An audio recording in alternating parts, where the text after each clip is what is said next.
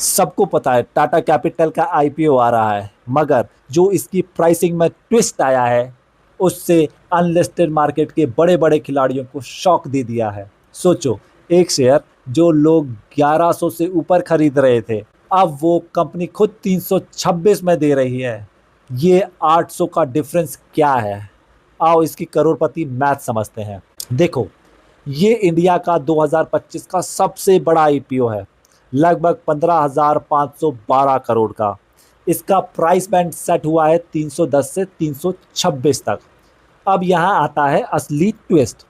पुराना एक साल लोग इसके शेयर अनलिस्टेड मार्केट में लगभग 325 तक बेच रहे थे, और इस साल अप्रैल में इसका शेयर प्राइस 1125 तक पीक पर था। यानी अगर आपने इस प्राइस पे खरीदा होता तो सीधा साधा आपका प्राइस 70% डाउन।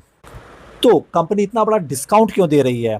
यहाँ काम आती है करोड़पति मैथ। दो इंपॉर्टेंट चीजें समझनी पड़ेगी। पहला, अनलिस्टेड मार्केट का झूल। अनलिस्टेड मार्केट में शेयर की सप्लाई कम होती है और डिमांड बहुत ज़्यादा, खासकर टाटा जैसे बड़े नाम की।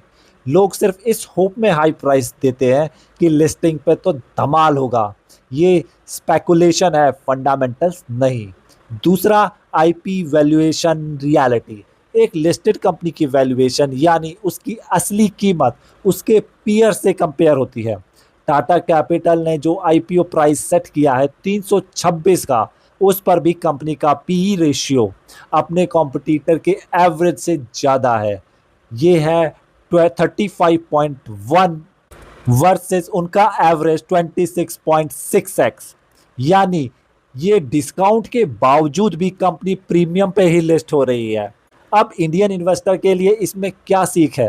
पहली बात, ये लिस्टिंग आरबीआई की वजह से हो रही है। आरबीआई ने टाटा कैपिटल को अपर लेयर एनबीएफसी क्लासिफाई किया है, इसलिए 3 साल में उसको लिस्ट होना कंपलसरी था। कंपनी अपनी मर्जी से नहीं, रूल के हिसाब से आ रही है। इसे कंपनी को अपना टीयर 1 कैपिटल बनाने में हेल्प मिलेगी। दूसरी और सबसे इंपॉर्टेंट बात है, अनलिस्टेड मार्केट और ग्रे मार्केट प्रीमियम को सीरियसली मत लो। पता है, एचडीबी फाइनेंशियल सर्विस के आईपीओ में भी ऐसा ही हुआ था। उसका शेयर भी अनलिस्टेड मार्केट में 40% डिस्काउंट पर लिस्ट हुआ था। इन्वेस्टर, बैंकर्स और एनालिस्ट का क्लियर कहना है, आईपीओ प्राइस अनलिस्टेड मार्केट के भाव से नहीं, कंपनी की असली फंडामेंटल से डिसाइड होता है। तो करोड़पति मैथ क्या कहता है?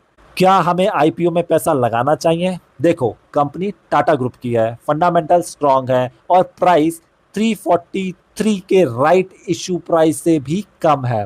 ये एक सेफ्टी मार्जिन दे रहा है नए इन्वेस्टर को। लेकिन अगर आप अनलिस्टेड मार्केट के हाई प्राइस पर बाय खरीद चुके हो तो अभी रिकवरी मुश्किल है, लंबा टाइम देना पड़ेगा। न्यू रिटेल इन्वेस्टर कंपनी की स्ट्रॉन्ग फंडामेंटल और टाटा ग्रुप की लेगेसी को देखते हुए लॉन्ग टर्म के लिए कंसीडर कर सकते हैं, लेकिन शॉर्ट टर्म लिस्टिंग गेन की उम्मीद अनलिस्टेड प्राइस से मत करना। Always check the real PE before you apply. अगर आपको वीडियो पसंद आया हो तो लाइक और सब्सक्राइब करना मत भूलना।